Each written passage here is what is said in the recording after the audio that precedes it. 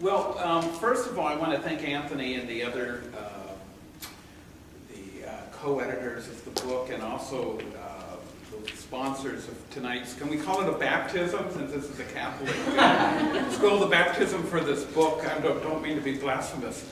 And when I was one of those add-ons that Anthony talked about, and looking, I forget if I may have been reviewing a paper, and then I started talking about experience I had, and Anthony said, "Oh, you've got to write this, and you've got to include it."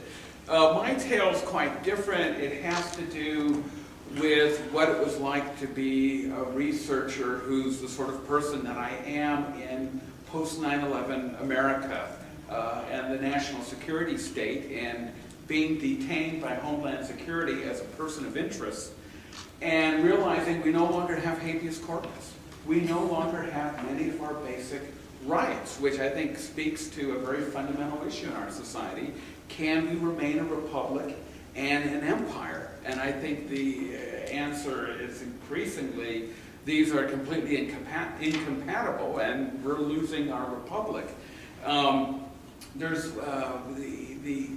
I sort of use my experience then as a stepping off point for talking about other things. One experience I'll mention that's talked about in the book is I had the experience of being in an American embassy post 9/11, when we're all enhanced security concern, and hearing about our war and terrorism.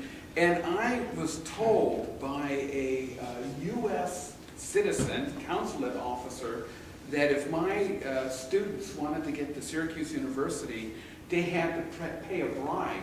But being the sort of dense person I am, this person was trying to tell me this, and this is out in public, in code.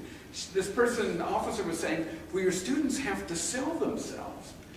And I was like, I beg your pardon, what does that mean? Well, I know these Africans in this particular country are very mild-mannered. Do they have to be more sort of aggressive? And this person said, no, they have to sell themselves.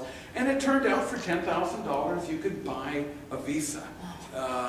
So I think then we end up with this sort of situation where a crisis narrative is compelling us to give up our rights, and at the same time there's all sorts of criminality, irregularities, and as we know, these forced power agendas that are being run through. So I hope you enjoy it. I have some very quick points I want to make. Number one of the things I do also talk about is, as an undergraduate, at a certain point I sort of got fed up with the education I was getting. The professors were doing a fine job, but I hungered for something more.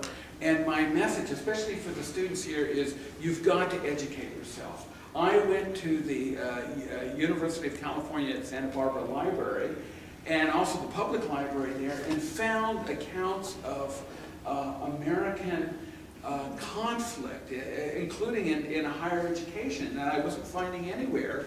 And it was really a tale from the 1940s of the rise of the national security state that we've had now for 50 plus years in our country. So you've got to educate yourself. You're often not going to find out what's going on from your classes. We have to take a responsibility. Number two, as we've heard, colleges are bureaucracies.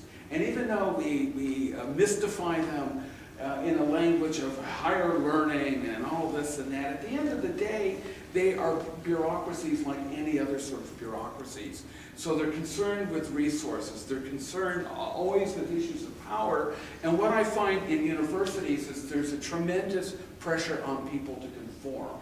And if you don't conform, if you don't do what everybody else is doing, then you're going to have a difficult time. And I have always made the decision, I'd rather have a difficult time, but do what I honestly think I ought to be doing. And one of the ironies I find in the universities is if you go to social science departments like anthropology, you find so many people writing about power, but they're writing to each other. There's a failure to communicate this knowledge outside. to alter the thinking in the wider society. And I find that this is a shame, but the incentive system is to keep ourselves safe, to just write little articles to one another. I hope this book is widely read.